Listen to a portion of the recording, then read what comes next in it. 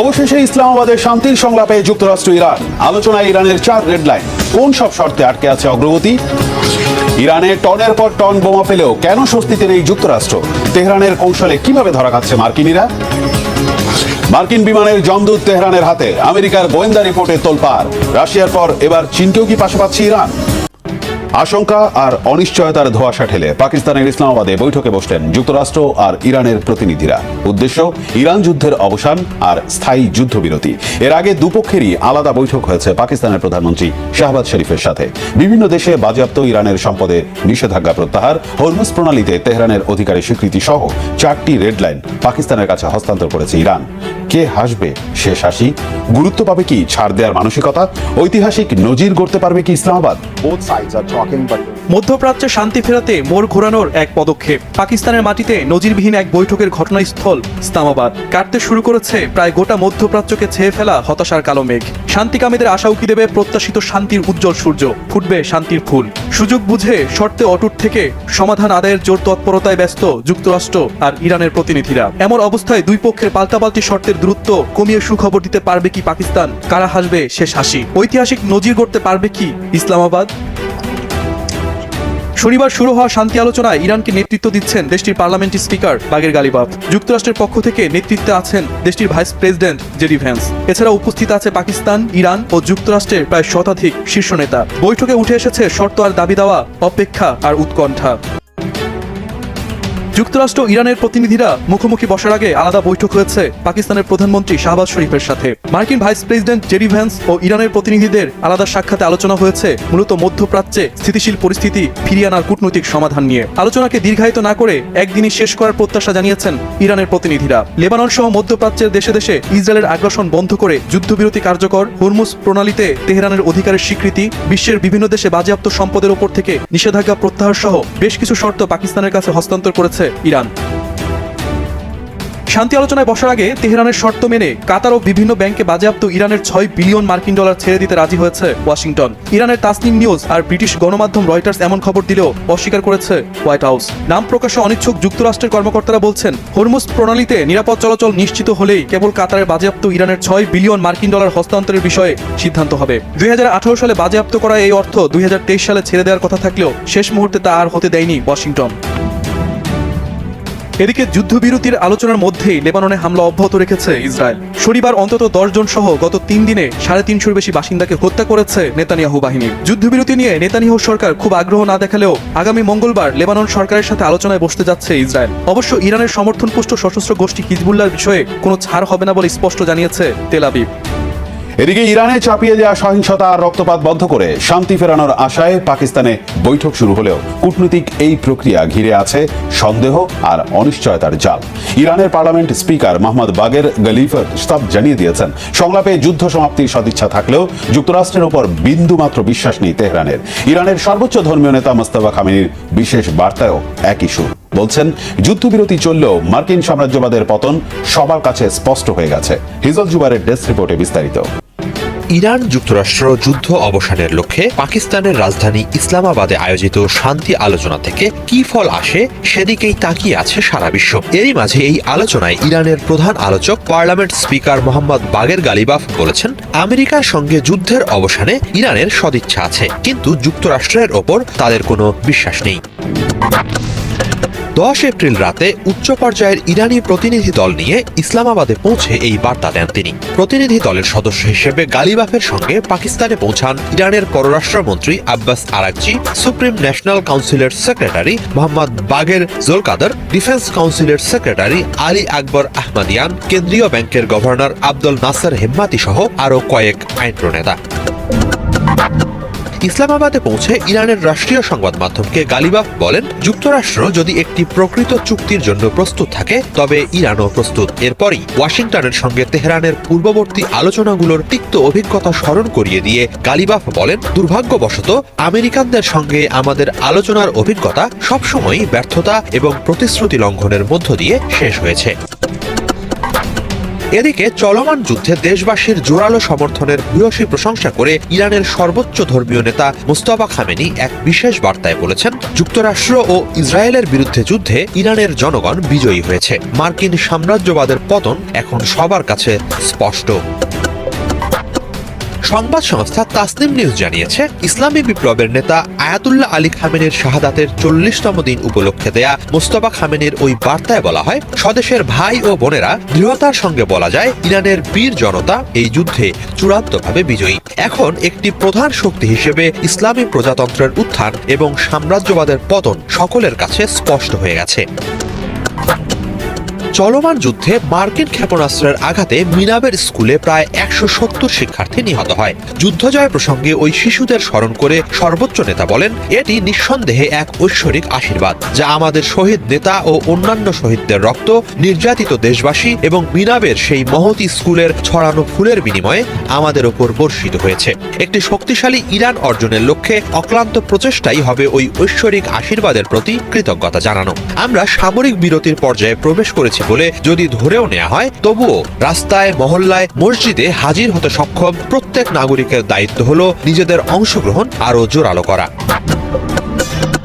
বিশেষ ওই বার্তায় প্রয়াত সর্বোচ্চ নেতা আলী খামেনিকে স্মরণ করে মোস্তফা খামেনি আরও বলেন, শহীদ নেতা প্রায়শই জোর দিয়ে বলতেন, একটি শক্তিশালী ইরান অর্জনের পথ হল সমাজের সকল স্তরের মধ্যে ঐক্য স্থাপন। 40 দিনের যুদ্ধে এই ঐক্যের একটি বড় অংশই অর্জিত হয়েছে। ইরানবাসীর হৃদয় একে অপরের আরও কাছাকাছি এসেছে এবং সকলেই মাতৃভূমির পতাকার নিচে সমবেত হয়েছে। দিন দিন এই সমাবেশ সংখ্যা ও সংহতি দুই দিক থেকেই বৃদ্ধি পাচ্ছে। গুরুত্বের সঙ্গে এই সংহতি ধরে রাখার তাগাদা দেন মোস্তফা খামেনি। পাকিস্তানে যাওয়া ইরানের প্রতিনিধি দল যুক্তরাষ্ট্রের বর্বরতার প্রতিবাদ জানিয়েছে অভিনব পন্থায়, যা মনে করিয়ে দিয়েছে স্কুলে ক্ষেপণাস্ত্র হামলায় কোমলমতি শিশুদের হত্যার দগদগে স্মৃতি। এদিকে যুক্তরাষ্ট্র ও ইরান যখন সংলাপে মুখোমুখি, তখন তীব্র আপত্তি উপেক্ষা করে লেবাননে বর্বর হত্যাযজ্ঞ জারি রেখেছে ইসরায়েলি বাহিনী। এতে 3 দিনে প্রাণহানি বেড়ে 400-র কাছাকাছি পৌঁছেছে। সঞ্জিতা ইসলাম তন্নির ডেস্ক রিপোর্ট। ইরানের প্রতিটি সিটেই বাচ্চাদের ছবি ঝুলছে, রয়েছে তাদের ব্যবহৃত জিনিসপত্র। প্রথম দেখায় মনে হতে পারে বাচ্চাদের বিমানে স্বাগত জানাতে সেগুলো রাখা। একটু সময় নিয়ে খেয়াল করলেই বোঝা যায় বাচ্চাদের ছবিগুলো নতুন আর সুন্দর হলেও জিনিসপত্রগুলো আগুনে পোড়া, ধুলো মাখা। এই আয়োজন বাচ্চাদের জন্য ছিল না। তাহলে কেন সেখানে বাচ্চাদের ছবি আর পোড়া জিনিসপত্র? এই বিমানের গন্তব্যই বা কোথায়? এগুলো আসলে কোনো আয়োজন নয়, বরং স্মৃতিচারণ। বিমানের সিটে আটকে দেয়া ছবিগুলো ইরানের মিনাব স্কুলে যুক্তরাষ্ট্র ও ইসরায়েলের হামলায় নিহত শিশুদের। জিনিসগুলোও তাদের। বিমানের গন্তব্যস্থল পাকিস্তান।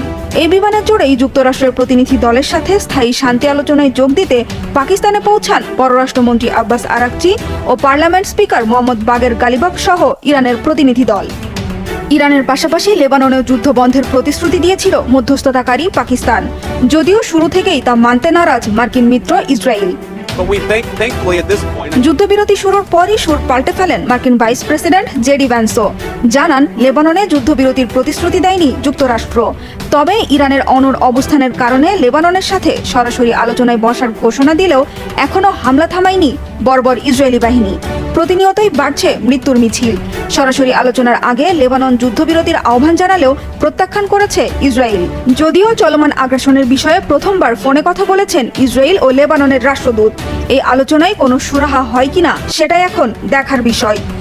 কত শত বোমায় ইরানকে প্রায় গুড়িয়ে দিলেও তৃপ্তির নিঃশ্বাস নেওয়ার সুযোগ আছে কি যুক্তরাষ্ট্রের? যুদ্ধের কুপ্রভাব পড়েছে মার্কিনীদের পকেটে।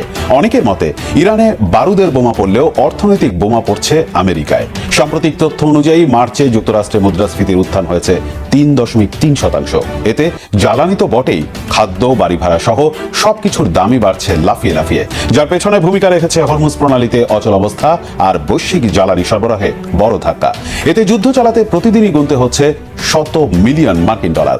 এমন অবস্থায় প্রশ্ন উঠছে, বিদেশে যুদ্ধ নাকি দেশের অর্থনীতি, কোনটিকে অগ্রাধিকার দেবে ওয়াশিংটন? ইরানের সাথে যুদ্ধে জড়িয়ে বেকায়দায় পড়েছে যুক্তরাষ্ট্র। মার্চ মাসে দেশটির মুদ্রাস্ফীতি 1 লাফে 3.3% বেড়ে গেছে। জ্বালানি, খাদ্য, বাড়ি ভাড়া এমনকি ঔষধ বাবদও প্রায় দ্বিগুণ খরচ গুনতে হচ্ছে মার্কিন নাগরিকদের। এমন অবস্থায় নিজ দেশেই প্রচণ্ডভাবে সমর্থন হারিয়েছেন ট্রাম্প। 2026 সালের মার্চ মাসের মুদ্রাস্ফীতি তথ্য বিশ্লেষণে দেখা গেছে যুদ্ধ ও ভূ রাজনৈতিক অস্থিরতার কারণে যুক্তরাষ্ট্রে জীবনযাত্রার ব্যয় আশঙ্কাজনকভাবে বৃদ্ধি পেয়েছে। দ্য গার্ডিয়ান পত্রিকার এক প্রতিবেদনে বলা হয়েছে মার্চ মাসে যুক্তরাষ্ট্রের মুদ্রাস্ফীতি এক ধাক্কায় 3.3% বৃদ্ধি পেয়েছে, যা বিগত কয়েক দশকের তুলনায় অত্যন্ত উদ্বেগজনক। এই আকস্মিক মূল্যবৃদ্ধির প্রধান কারণ হিসেবে চিহ্নিত করা হয়েছে জ্বালানি তেলের আকাশচুম্বী দামকে। বিশেষ করে ইরানের সাথে যুদ্ধের ফলে হরমুজ প্রণালীতে যে অচলাবস্থা তৈরি হয়েছে তা বিশ্ববাজারে তেলের সরবরাহকে মারাত্মকভাবে ব্যাহত করেছে। শুধু তেল নয়, খাদ্যদ্রব্য এবং নিত্য প্রয়োজনীয় পণ্যের পরিবহন খরচ বেড়ে যাওয়ায় সাধারণ মানুষের নাভিশ্বাস উঠেছে।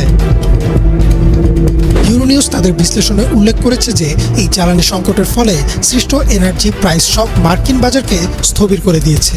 সাধারণ নাগরিকরা বলছেন গত এক মাসে তাদের মাসিক খরচের বাজেট প্রায় দ্বিগুণ হয়ে গেছে। বিশেষ করে মধ্যবিত্ত ও নিম্নবিত্ত পরিবারগুলো সঞ্চয় শেষ করে জীবন ধারণ করছে। ইউএস লেবার ডিপার্টমেন্টের পরিসংখ্যানে উদ্ধৃতি দিয়ে বিবিসি জানিয়েছে গাড়ি চালানোর জ্বালানি থেকে শুরু করে বিদ্যুৎ বিল এবং ঘর ভাড়া সবকিছুই এখন সাধারণ মানুষের ক্রয় ক্ষমতার বাইরে চলে যাওয়ার উপক্রম হয়েছে।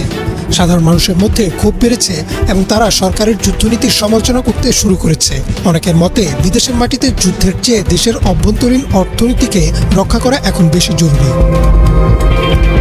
যুদ্ধের আর্থিক খরচ নিয়ে পর্যালোচনা করে দেখা যায় যুক্তরাষ্ট্র বিলিয়ন বিলিয়ন ডলার ব্যয় করেছে। যদিও পেন্টাগন থেকে সঠিক অঙ্ক প্রকাশ করা হয়নি, তবে ফিনান্সিয়াল টাইমসের এক বিশেষ প্রতিবেদনে ইঙ্গিত দেওয়া হয়েছে যে ইরানের সাথে এই যুদ্ধে প্রতিদিনের সামরিক ব্যয় কয়েকশত মিলিয়ন ডলার ছাড়িয়ে গেছে। বিশাল এই সামরিক খরচ মেটাতে গিয়ে মার্কিন ট্রেজারি ও জাতীয় বাজেটে বড় ধরনের ঘাটতি তৈরি হয়েছে। বিশ্লেষকরা বলছেন এই বিশাল আর্থিক চাপই সম্ভবত যুক্তরাষ্ট্রকে একটি যুদ্ধবিরতির জন্য মরিয়া করে তুলেছিল। ইরান যুদ্ধ আমেরিকার অর্থনীতির ভিত্তিকে এতটাই দুর্বল করে দিয়েছিল যে একটি কূটনৈতিক সমাধান ছাড়া সরকারের সামনে আর কোনো পথ খোলা ছিল না। ইতোমধ্যে 14 দিনের একটি যুদ্ধবিরতি কার্যকর রয়েছে এবং দুই দেশের প্রতিনিধিরা আলোচনার টেবিলে বসেছে, কিন্তু পরিস্থিতি স্বাভাবিক হতে ঠিক কত সময় লাগবে তা নিয়ে অর্থনীতিবিদদের মধ্যে দ্বিমত রয়েছে।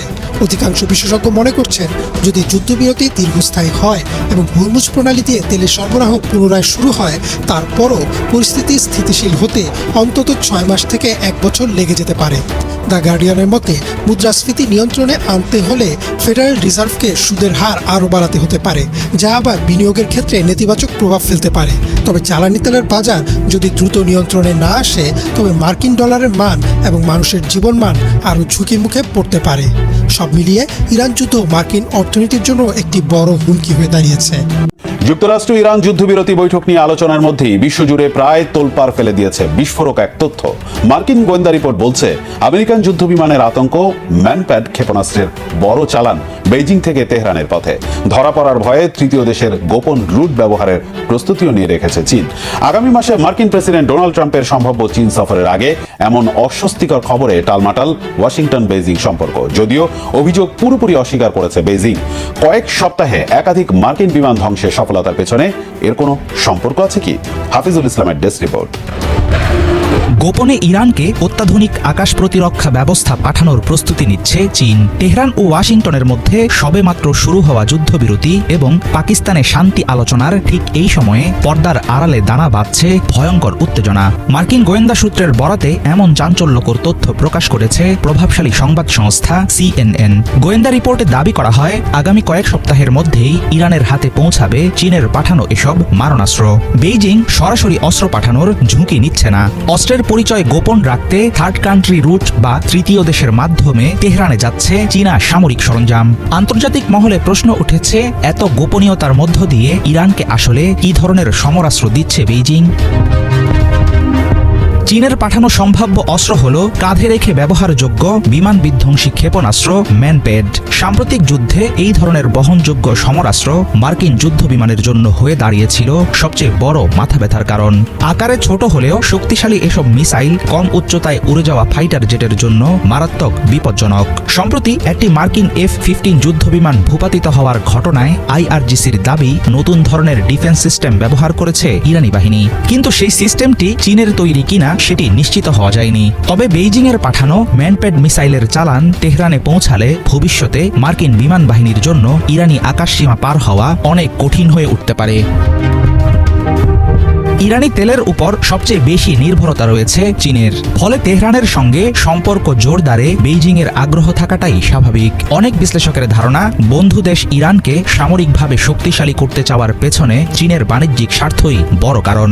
অস্ত্রের মূল উৎস বা পরিচয় লুকিয়ে ইরানে সরঞ্জাম পাঠানোর অর্থ হলো চীন জানে এই ধরনের গোপন পরিকল্পনা ধরা পড়লে তাদের উপর বৈশ্বিক চাপ আসবে।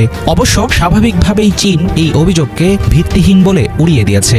ওয়াশিংটনে চীনা দূতাবাসের পক্ষ থেকে জানানো হয়, তারা কোনো পক্ষকেই অস্ত্র দিচ্ছে না, বরং শান্তি বজায় রাখার সব ধরনের চেষ্টাকে স্বাগত জানায় বেইজিং।